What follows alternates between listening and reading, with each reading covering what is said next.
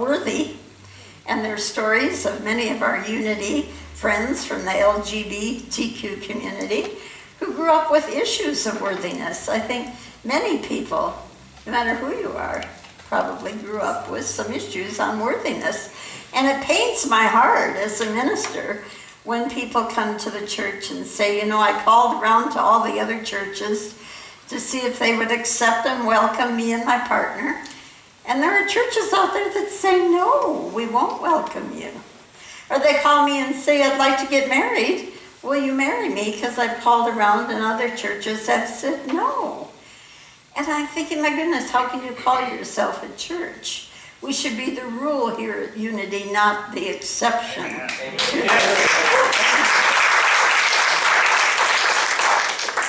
One of my favorite authors is Louise Penny. She writes whodunits from Canada. Anybody out there, do I hear an amen on Louise Penny? Well, her favorite line is from a poet in her book, that she asks everyone, who hurt you so far beyond repair? Who hurt you so far beyond repair? Are you afraid to reveal your true self? Are you afraid to express your uniqueness, who you really are? We're all unique. Everybody in here is unique in some way. The Course in Miracles says, don't ever underestimate your brother's greatness, or your own. I went through the 70s and 80s.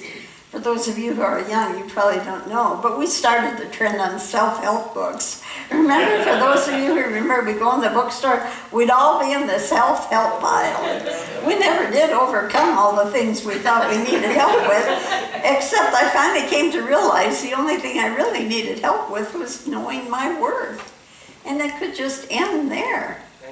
So we're proud in Unity to welcome all the colors of the rainbow. Race, color, creed, philosophy, sexual preference. We welcome everyone as one. And we are even prouder to have a board president from the LGBTQ community. And Brandon had a birthday this week, so Brandon, this is for you. You've all seen David Letterman and his top 10 reasons for something. I came up with top 10 reasons why we are so glad to have Brandon from the LGBTQ community. And not just as a member, but as our board president. And here, are you ready for the reasons? Yes. All right, number one, ministers and board presidents have to spend a lot of time together, and our spouses never have to be jealous of the time Brandon and I spend together. Number two, Brandon is as gentle as a lamb, and like a mother, Brandon watches over our church like a mother hen. But if you're being a jerk, he can also, like a mother, give you the look that will melt bricks. Right? Number three, it has been said that Jesus wept, looking out over Jerusalem. And so has Brandon wept for this church. He has to, because in his own words, your minister doesn't cry, she's a tough old crone. Remember that? Number four, women congregants never ever say, Brandon doesn't understand women, or he just thinks like a man. He thinks like both. All right, number five. It's okay that during COVID quarantine, Brandon and I have seen each other in our bathrobes, pajamas, and nightgowns. We even had a board meeting during COVID on Zoom, and most of the board members were in pajamas. That was okay. Number six. Men may be from Mars and women from Venus, but according to our astrological charts, most of us here are from Pluto, so it really doesn't matter. Number seven, one of us board members adds pizzazz to the church with her ruby red slippers, and another one of us adds stability with our navy blue Crocs. And I'm not going to tell you which one of us wears which. I'm the ruby red slippers. Number eight, like a woman, Brandon gives to this church until it hurts. And like a man, he can tell the rest of us to start giving more. Number nine, Y'all know Brandon preaches like a Pentecostal minister, and he sings like a gospel diva.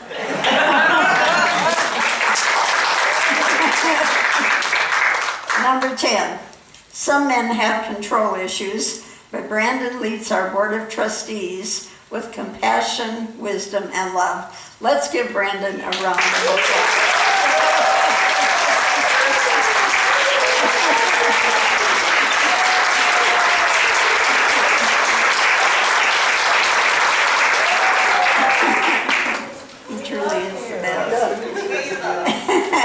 You know, I grew up in a different kind of church. I grew up in a church that every Sunday we had to say, Lord, I am not worthy. And we had to not just say it once, we had to say it 3 times.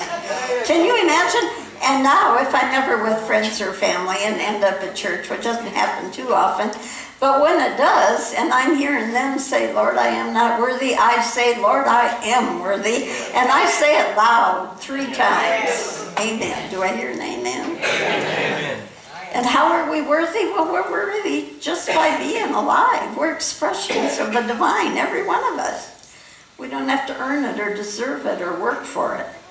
We don't have to live up to anyone's expectations or be perfect or a goody two-shoes. All we have to do is be our authentic, true self. Be the love that you are. We're an infinite idea in the mind of God. We just have to be it. And then I've shared this story before, but it's so perfect again today when my youngest son, when he was about 6, looked at me and he said, I'm not going to believe in Jesus. And I said, why? And he said, well, he was perfect and there's no way I could be perfect. He had a bit of an Irish temper. So I told him the story of Jesus going into the temple with his whip and throwing tables over and yelling and screaming. Wow, he thought that was wonderful. After that, Jesus was okay with him after that. Being spiritual is not about being perfect, is it? Not even close. It's about being your true, authentic self. So unity, and we're called unity because we know our union with God and with each other in all life. We don't have a lot of dogma or theology, but we do have 5 basic principles. They're in your bulletin every week if you want to look at them. They're natural laws of the universe, whether you believe in them or not. They work for everyone.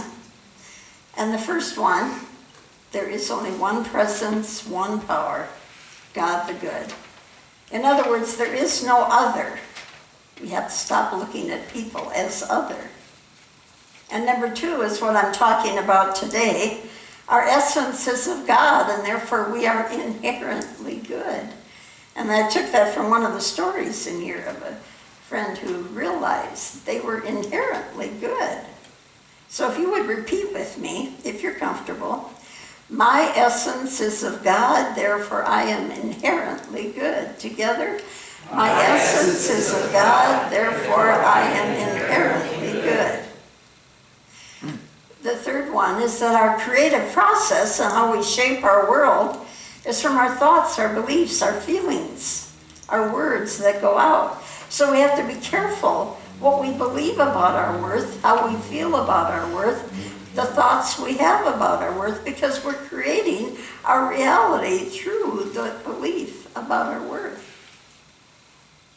And finally, number 4, there are 2 types of prayer, affirmative prayer and meditative prayer. And number 5, knowing and understanding these truths is not enough. We actually choose to live these truths as taught by Jesus Christ. What a novel idea. God is love. God and I are one. And as Jesus said, know the truth and the truth will set you free. So repeat with me, worded just a little bit differently this time. My essence is divine, therefore I am inherently good. Together, my essence is divine, therefore I am inherently good. If you're like me, most of us resist religious dogmas. They're usually man-made theology, not God-made. I call dogma an unnatural discipline demanding perfection. I think that's why I rebel against dogma. You know, behave yourself, be good according to my standards. Everybody not boo, boo, together, boo. Yeah. Society does demand that we meet expectations of others and that we fit in with everyone, that we can all be the same, all rubber stamped. But we're all uniquely different. I knew I grew up, going into metaphysical beliefs that were different from my family of origin and their religious beliefs. If my family traditions always did it one way, I'd prefer doing it another way. I grew up where a woman could clean the altar but not be on it. Now I'm a Unity minister. How's that for irony? Yeah. Oh, my family's watching on that one. Some of my relatives still refer to me as the strange aunt. And I always say, I'm not strange, I'm special. Just like you are. We're all special in our own unique way. Everybody here today is. And we all dance to a different drummer. Your uniqueness is an idea in divine mind. So would you repeat once more? My uniqueness is an idea in divine mind. One more time. My uniqueness is an idea in divine mind. And the universe conspires in my favor. Together, the universe conspires in my favor. There's a book by Paul Selig called The Kingdom, and he tells a story that I just love. I read it about a week ago, about if you're swimming in the ocean and you start walking out and you're in one of those places where there's seaweed and you get tangled up in the seaweed and it's pulling you down, down, down. But all you have to do is walk further out where there is no seaweed.